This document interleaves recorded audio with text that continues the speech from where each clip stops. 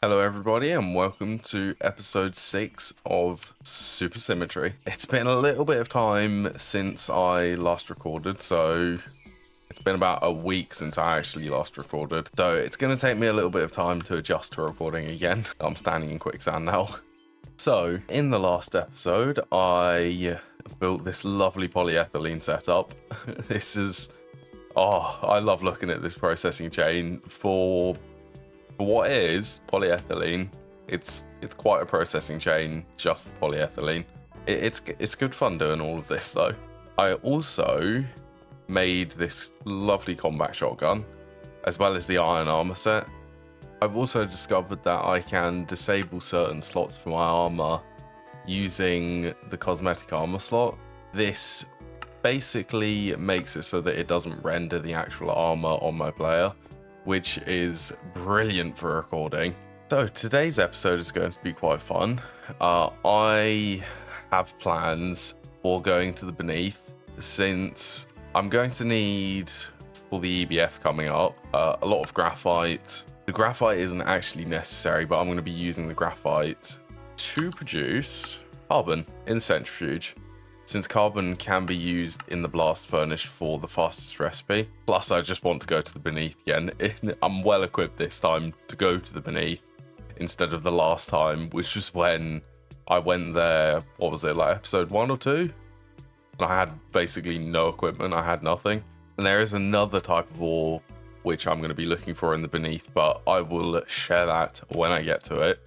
In the meantime, I need to prepare a couple of things for this Beneath exploration. Mainly one of these pumps so that I can start collecting some lava, since the lava is going to be used for the production of mineral wool, which I need for the copper and nickel coils for the EBF and the pyrolyzed oven, which is also coming up in the future. I'm also going to be using these auto miners, but before I can actually make them, I need an autoclave. And I'm also going to need one of these basic sifting machines. So the autoclave is going to run with water. This sifting machine is needed so that I can produce quartzite using this ultramafic tailing dust. This is a byproduct from the centrifuge or the actual ore processing. It's a secondary product. Yeah, tiny bit of quartzite and a bit of magnetite. Sending the quartzite dust through the autoclave. one minute it requires. This should give a 70% chance to give the quartzite crystals, which is used in the production of LV emitters and sensors. So yeah, that's how I get quartzite now. Then making this miner should be as easy as making this sensor, then making the basic miner.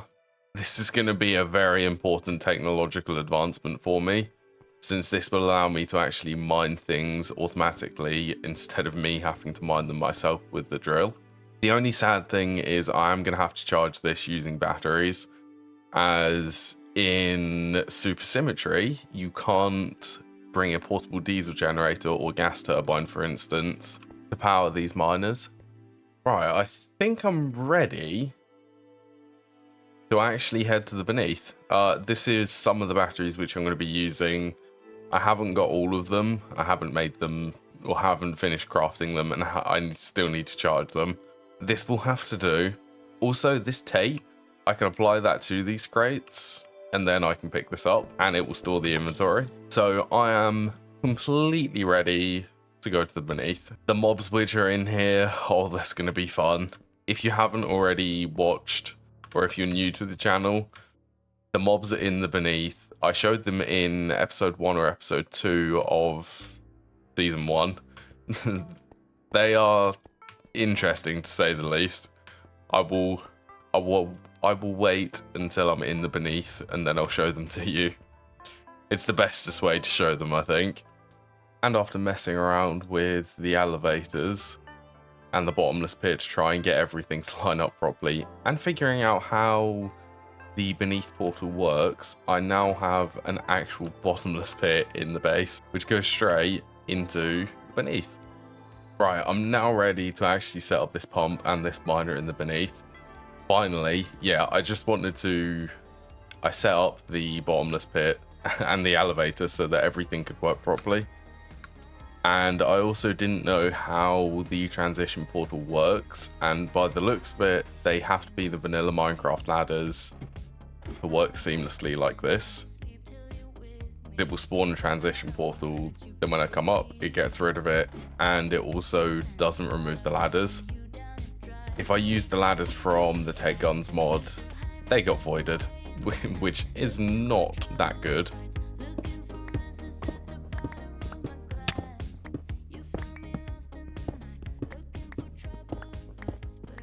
Well, look at that redstone ore up there. Yeah, this is the appearance of the beneath. It's dark. I can see the redstone. Oh, and these elevators can go an insane distance. This is over 100 blocks I can travel. And if you didn't already know, standing in the darkness inside the beneath does damage you, which is why I've had to basically place torches as I was building this elevator shaft. Also, how is that?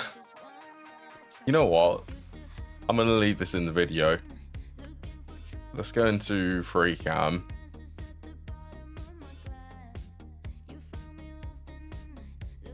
Yeah, I'm gonna get a screenshot of this. So now that I'm in the beneath and everything is stable, I can use this scanner to scan for ores here. There should be a whole load of ores. Anthracites, that's brilliant to see. The one which I'm looking for is graphite. Oh, there's a graphite vein. It's a very small graphite vein, but it does exist. I'm also excited to be able to use this miner. So yes, this basic miner, first one which I get to place down. This little square here is going to be auto output for this. So just placing one of these steel crates will do. This will just be the output for ores, so ores will end up in the crate. I'm going to use this battery buffer to power this, since, once again, diesel generators or gas turbines, they are disabled, so I can't use them. And the steam turbine, I can't power a steam turbine reliably for a long enough time here. But this will slowly drain the battery, so I just need to check on this once in a while. So I'm now going to set up this pump. Pump is nice and simple. This one shouldn't excavate the blocks, but it will actually pump up this lava, and I'm going to store this lava inside one of these steel multi-blocks, since this can actually store lava because of the temperature. Then supplying this pump a little bit of power using a battery buffer should mean that it's collecting lava. Yes, brilliant. I'm now ready to attempt making these copper and nickel coils, so I first need to collect some lava from this pump which I made. This is then going to be sent through the centrifuge with a steel rod to produce mineral wool sheets. The only thing about this is it is going to take 25 seconds per 8 mineral wool sheets, which isn't terrible, but it is going to take a little while. And another component for these copper and nickel coils are, as you might have guessed, copper and nickel. Copper and nickel is made with 1 copper and 1 nickel ingot in the alloy smelter. And the cables are just going to be, I'm going to use circuit 2 inside the wire mill, since this will convert one of these ingots straight into the 2x copper and nickel wires, which are needed for the coils. I'm only going to be using one of these low voltage energy hatches for this EBF. The quest asks for 2, but for actually running this EBF, I don't need it to be running at medium voltage tier, and it will save on steam. Now it's time to make the coils. To make these coils, it's bronze foil, mineral wool, and the copper and nickel wires, and it will require 8 of each component to make this, along with, I think, 1 ingot of tin alloy every coil. Yes, I put in 16. Yeah, it's only using 1 ingot of liquid tin alloy, or 144 millibuckets of tin alloy. It's exciting seeing these coils starting to show up. And the IO which I'm going to be using for this EBF are going to be 3 input buses for items, 1 output bus for items, 1 input hatch for fluids, a maintenance hatch and a muffler hatch, and 1 low voltage energy hatch. There's a lot of hatches. And the last thing required for this EBF is just a handful of these heat-proof casings. I'm also going to need the electric blast furnace controller for this, which isn't too bad to make. It's just 3 electric furnaces plus some circuits.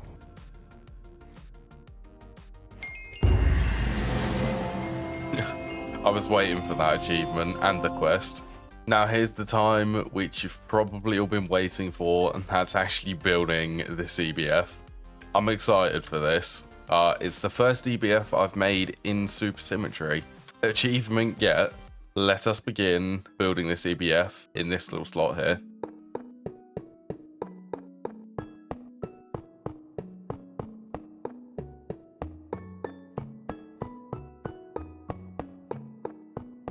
One EBF. So this EBF does need maintenance, so I need to go and grab the tools from this crate over here. Right, maintenance has been performed on this. Max EU is 1 amp of low voltage, so 32 EU per tick. E capacity is 1800, thanks to the Cooper nickel coils. I'm also going to enable in this controller distinct buses, since that can be enabled in the EBF. And I'm also going to set this to void excess fluids, since this EBF is going to output in some of the recipes carbon dioxide and carbon monoxide, which I don't really need to keep stored. And the inputs for all of these, I'm going to be using these robot arms, since this will allow precise control of how many items can come inside this input bus. Editing Jude here. In hindsight, I could have used conveyors for the left 2 input buses for this EBF, or I could have actually done without conveyors, since the input buses do actually automatically input from any adjacent inventories, as long as the orange side is facing towards that inventory.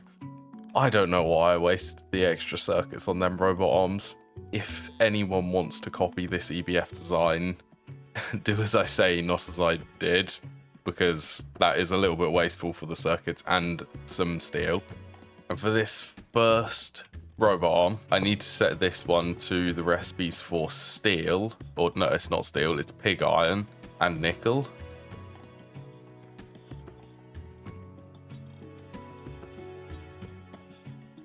So coke is going to be the input. I'm going to bump this up to keep 16 coke in stock. Garnerite, it can keep 8. And the magnetite, this can also keep 8 in stock. Let's bump that up to 16, actually. Actually, you know what? Let's just do it. Let's do all of them 16. So yes, that's how I'm going to have this one set up. Well, I think I'm ready to give this EBF a little test run. So yeah, what am I going to send through here? Since I have a fair amount of Garnerite and I'm currently washing a whole load of it, I'm going to give it a try with the Garnerite. So the recipe time in the EBF should take 2 seconds for 1 ingot, and it will void the carbon monoxide. Oh yeah, these input buses are a little bit weird. I will actually say that if anyone's having the issue, this is because they're automatically pulling in, which is a bit buggy when I have a robot arm trying to limit it. So I just need to rotate these down so that it's trying to input from the side. So auto input will be disabled by doing this, and it will actually limit the items properly. Well, I'm completely ready to turn this on, so let's give this a go. Oh, look at it. Oh, that looks beautiful. Yes, and one of the things which I don't think I've spoke about is the emissive textures from GregTech in this version. They actually light up. Look at that glow on there. That is beautiful. Oh, this EBF is brilliant. Yeah, I left this running for, I want to say a couple of hours, because I wasn't feeling great the last time I was recording. And this is how much pig iron this EBF has produced. That's 3,072 pig iron ingots and the nickel which I made. Yeah, this EBF has, it's changing the way I make steel. It's going to be so much easier now that I have this EBF. I still need to set up the oxygen line, so I'm going to do that now. And then I will speak about the next project which I want to work on this episode.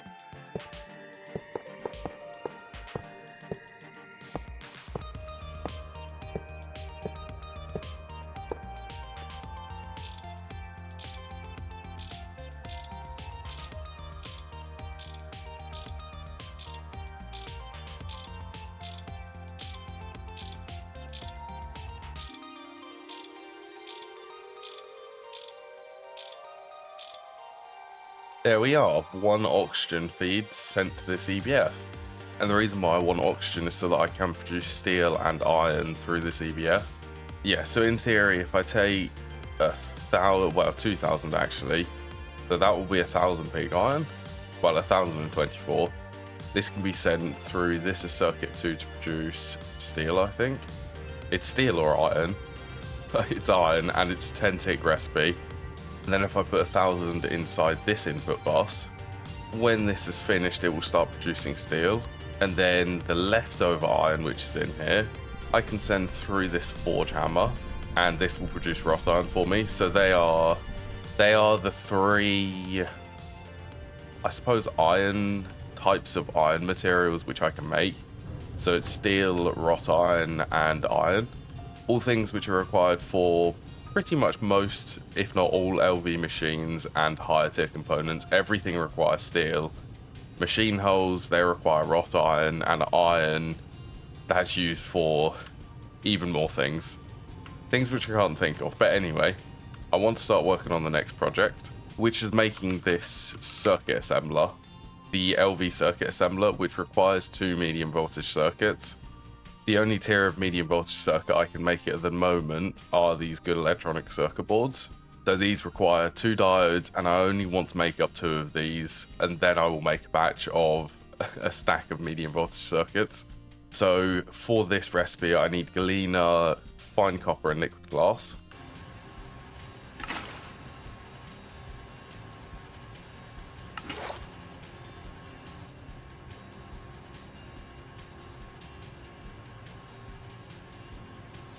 The diodes actually aren't that terrible. It's a very inefficient recipe. It only produces 1 diode every craft, compared to if I had an electric arc furnace.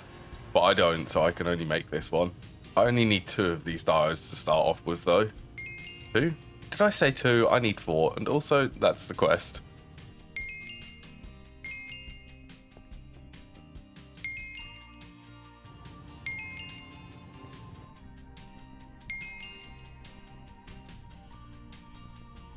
Oh boy, here they are. That was a fair amount of crafting to get these. It's not too bad though. So, 2 medium voltage circuits. And the quest. You know what, if I'm being honest, I never thought that I'd actually get this far to be able to make these medium voltage circuits. So, yeah. I'm happy that I got this far, and I'm continuing to progress. So I'm going to be using these circuits in question to make a circuit assembler, an LV circuit assembler, which once again is really not that terrible to craft the circuit assembler. Once I'm at the stage where I can get silver reliably. Come on, this is good. Yeah, this is a quest. I'm happy to see that. Well, hello. Hello, zombie. You've managed to get in my base. Still love the shotgun. So the next batch of circuits I'm going for is 2 stacks of the low voltage tier circuits, plus 1 stack of the medium voltage tier circuits. So what that's going to require is in total 4 stacks of low voltage circuits, a whole load of other various components, but it does give me access to the more efficient circuit recipe. So instead of this recipe I will be using this circuit assembler recipe, which gives 2 of them for the same amount of materials. So yeah, that's why I want this circuit assembler.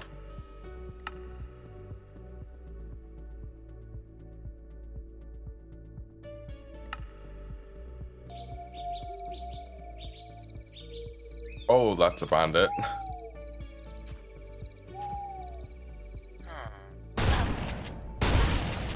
Yeah, see, there are bandits spawning now. Oh, here's another one.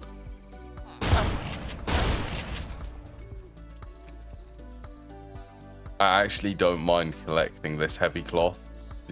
Is he mad? Oh yeah, he's coming.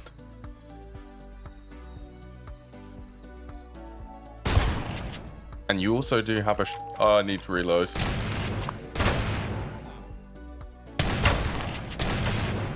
Really?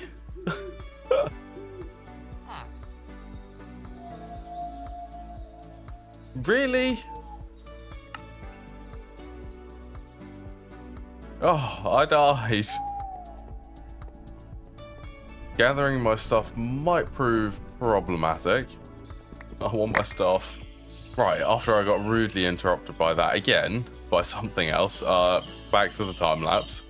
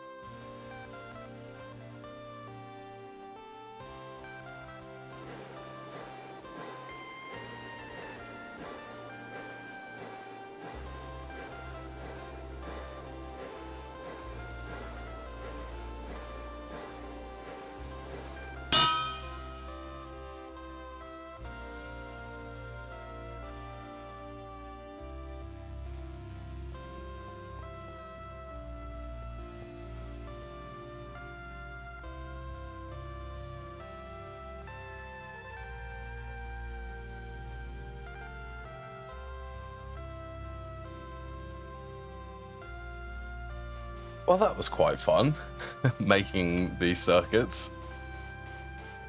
Yeah, that took a little bit of time, but at the end of all of this, I now have 2 stacks of low voltage circuits and 1 stack of medium voltage circuits. I'm now fully ready for a whole load more machines, which I'm going to be making for the next episode. Yeah. And I think on that note, with all of these circuits being made, I'm going to end the episode here. It's been super fun playing this today, and yeah, creating this video has been well fun for me. So I hope you've all thoroughly enjoyed today as much as I've enjoyed playing, and I hope to see you all again in the next one.